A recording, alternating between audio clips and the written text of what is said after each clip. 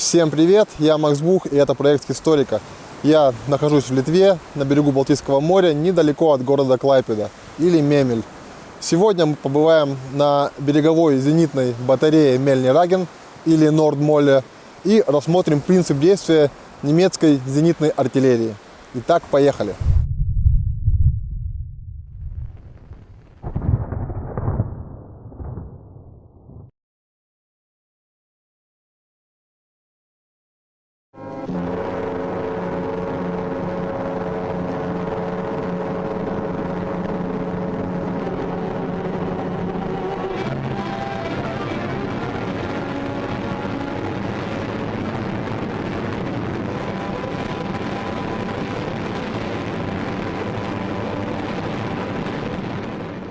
В 1944 году командование ВВС США выпустило учебный фильм для своих летчиков-бомбардировщиков, рассказывающий о принципах работы немецких зенитных батарей.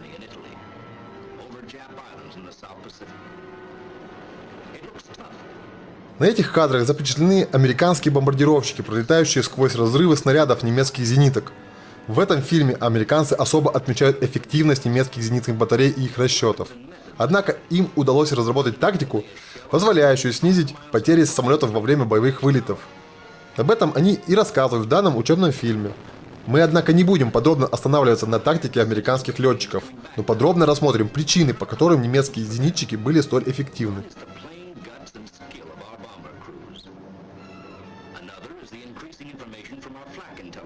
Немцы имели на вооружении большое количество различных зенитных орудий, от тяжелых 88 и 105 мм орудий до автоматических 20 мм зенитных пушек.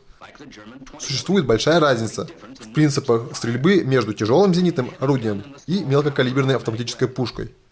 Тяжелое орудие уничтожает самолет, используя относительно небольшое количество снарядов, начиненных большим количеством взрывчатки, которые должны взорваться в непосредственной близости от самолета, тем самым поразив его осколками. Такое орудие должно быть достаточно точным для поражения цели на большой высоте, тогда как снаряды мелкокалиберной автоматической пушки должны попасть непосредственно в сам самолет, и достигается это высокой плотностью огня и большим количеством боеприпасов. Однако на больших высотах эти орудия практически бесполезны.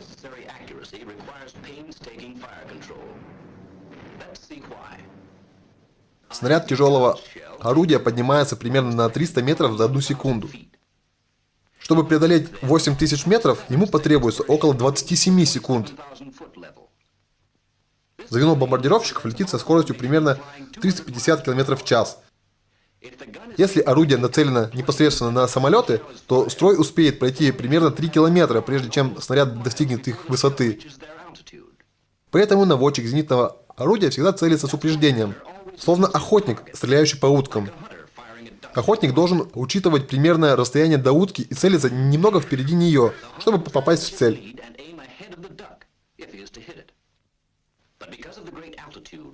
Однако из-за больших высот и скоростей самолетов зенитчик не может прикинуть упреждение на глаз. Тогда в дело вступает точный расчет. Сначала самолет ловится в оптический прицел и удерживается в перекрестии. Прибор постоянно отслеживает его и определяет направление и угловую высоту, в то время как стереоскопический дальномер определяет расстояние до самолета. Ночью или в плохую погоду цель отслеживается с помощью радара. Отслеживается ли она оптическим прицелом или радаром, информация поступает по электрическому кабелю на пункт управления автоматическим зенитным огнем, сокращенно ПУАЗО. Этот прибор перерабатывает данные и автоматически вычисляет правильную установку орудий. Таким образом, они будут стрелять не туда, где цель находится в данный момент, а туда, где она будет находиться в конце траектории полета снарядов. Затем пункт управления огнем автоматически рассчитывает данные и наводит зенитные орудия до тех пор, пока самолеты остаются в пределах досягаемости батарей. Конечно, зенитки наводятся и стреляют не идеально, но в батареях из 4 или 6 орудий достигается довольно большая плотность огня, что делает их очень эффективными. Зачастую несколько батарей находятся на небольшом расстоянии друг от друга, и сектора их огня нередко пересекаются. У каждой батареи своя система наведения. Батарея открывает огонь, как только цель попадает в зону ее досягаемости, и ведет его, пока цель не покинет ее. Это называется непрерывно направленный огонь. Вот так выглядит непрерывно направленный огонь из кабины самолета. Небольшие группы черных облачков от 1 до 4 движутся по курсу самолета, не отставая от него, поскольку приборы управления огнем постоянно выдают рассчитанные данные для стрельбы. Это самый точный и поэтому самый опасный вид зенитного огня. Следующий, наиболее точный вид зенитного огня – это прогнозируемая концентрация. В этом случае ПОЗО направляет залп орудий всей батареи в определенное место, в котором самолет должен оказаться через некоторое время. Пункт управления огнем рассчитывает направление, угол и высоту цели в нескольких точках вдоль ее курса. На основании этих показаний делается прогноз относительно того, где цель будет находиться через определенное количество секунд. Эти данные посылаются к орудиям. Орудия производят залп таким образом, чтобы снаряды взорвались в прогнозируемой точке нахождения самолетов. Пока происходит залп, пункт управления делает новый прогноз. Орудия наводятся на новую точку и так далее. Залпы происходят практически одновременно. Этот метод не так точен, как метод непрерывно направленного огня, зато в этом случае достигается большая его плотность. Из кабины самолета прогнозируемо концентрированный огонь выглядит как группы разрывов числом от 10 и более, которые появляются в небе с интервалом в 60 секунд. В отличие от непрерывно направленного огня, между группами разрывов возникают свободные от зенитных вспышек промежутки. Зенитный огонь довольно точен на высоте 4,5 км, но он становится менее точным с набором высоты. Таким образом, на высоте 6 км точность уменьшается вдвое по сравнению с предыдущей высотой. На 7,5 км его точность снова уменьшается наполовину и так далее. В целом, точность зенитной стрельбы снижается наполовину каждые 1,5 км увеличением высоты. Распространено мнение, что существует некая волшебная средняя высота там, где тяжелые зенитки еще не эффективны, а легкие зенитки уже не эффективны. Насколько ошибочен этот миф, можно узнать из краткого осмотра основных орудий противника. Все легкие зенитки эффективны до 1200 метров, а некоторые специальные типы эффективны до 3 километров. Тяжелые зенитки становятся эффективными, начиная примерно с 900 метров. Этой высоте соответствует самый короткий временной промежуток, на который можно установить взрыватель. Максимальная высота соответствует примерно 11 километрам.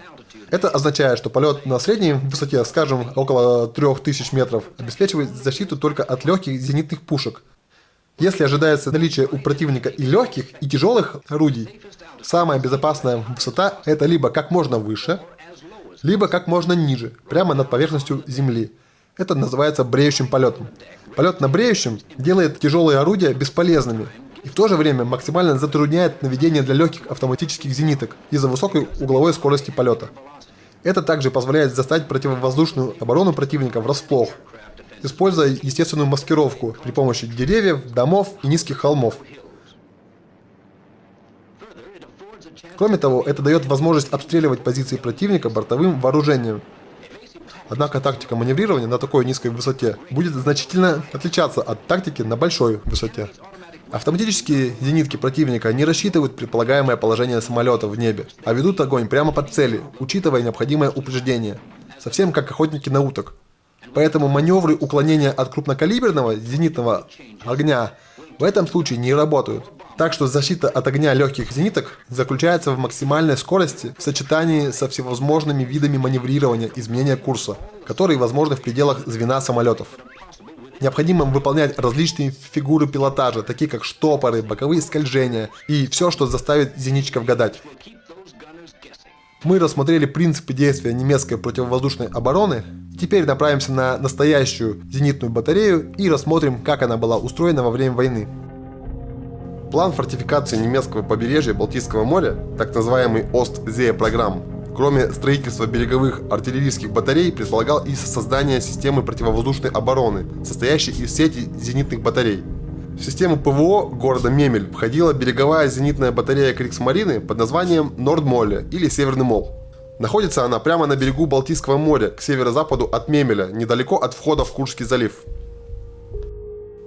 На экране вы видите схему этой батареи, построенной по типовому проекту ФЛА-2. Эта батарея имеет форму трапеции, три стороны которой имеют длину 30 метров, а четвертая 60. Орудийные дворики располагались по углам трапеции. По центру находился автономный пост управления артиллерийским зенитным огнем, флаг Ляйштанд, с установленным там дальномером. Дворики и пункт управления огнем соединены казематами, в которых располагалось все необходимое оборудование и личный состав батареи. Так батарея Нордмоле выглядит сегодня со спутника. Осмотрим батарею подробнее. Мы находимся в основании трапеции у входа в пункт управления огнем. Как видно, вход, как и весь пункт, полностью засыпан песком. Но во время войны именно здесь располагался дальномер, с помощью которого зенитчики рассчитывали расстояние до цели и передавали данные на орудия. По обеим сторонам мы видим орудийные дворики. Первый, второй слева и аналогично два орудийных дворика справа. Некоторые зенитные батареи были оснащены радиолокатором, как, например, соседняя батарея First Ray. Однако здесь для управления огнем служил только дальномер. По всей видимости, это был команды Герет образца 36 или 40 года. Такой дальномер позволял вырабатывать данные при высоте полета цели до 11 800 метров и к горизонтальной дальности до 14 500 метров. Расчет по АЗО, включая дальномерчиков, состоял из 5 человек. Осмотрим южный орудийный дворик. Как видно, дворик типовой, аналогичный другим зенитным батареям. Конструкция немного повреждена, но когда именно это произошло, во время или уже после войны, теперь сложно сказать. Здесь по кругу расположены ниши для различного зенитного оборудования, инструментов, средств связи, ниша для стрельных гильз, первые выстрелы для орудия и так далее. Здесь находится засыпанный песком вход в каземат для личного состава и хранения боеприпасов. Батареи данного типа состояли из отдельных железобетонных элементов, изготовленных промышленным методом. Это вело к существенной экономии рабочего времени, материалов и затрат. Как и на соседней батарее, море постепенно подмыло берег и оголило конструкцию, отчего передние казематы с орудийными двориками просели и образовались зазоры. Зайдем внутрь и осмотрим каземат подробнее. Слева от входа находится помещение систем вентиляции и противохимической защиты. Здесь располагалась фильтровентиляционная установка, которая очищала воздух и защищала его от воздействия вредных газов при возможной химической атаке. Напротив был расположен туалет с умывальником, из которого дверь вела в помещение с душевыми кабинками.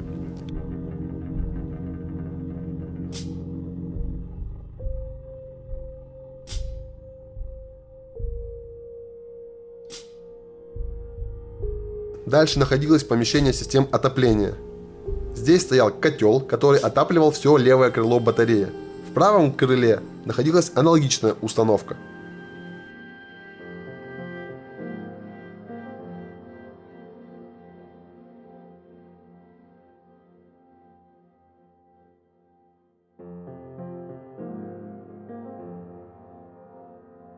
Далее мы попадаем в самое просторное помещение каземата, помещение для рядового состава, расчета зенитного орудия. Сегодня это место занято местным бездомным.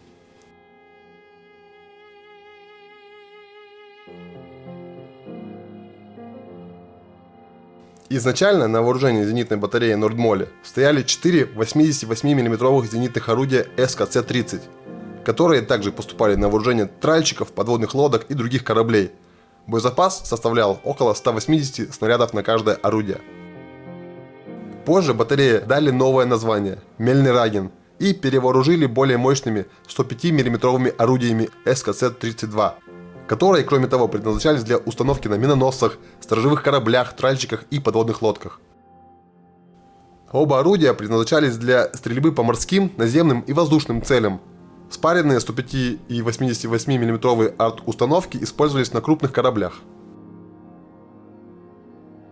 На каждое орудие приходился один унтер-офицер и 11 матросов. Командовал всей батареей один фельдфебель.